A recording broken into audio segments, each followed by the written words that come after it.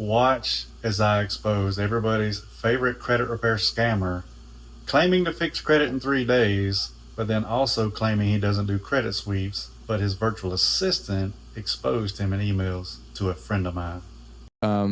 In 3 days, I got him results.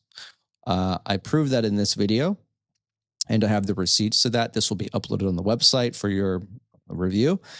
And he hired a lawyer to work on his credit, and the lawyer failed. And this won't be the first time this has happened. I mean, I've dealt with a lot of lawyers, and they haven't been able to get the results that I've gotten. Now, I'm not promising you, because the FTC doesn't like it when credit repair businesses and organizations market cherry pick results and market it in a way that it's a normalcy, because it is misleading.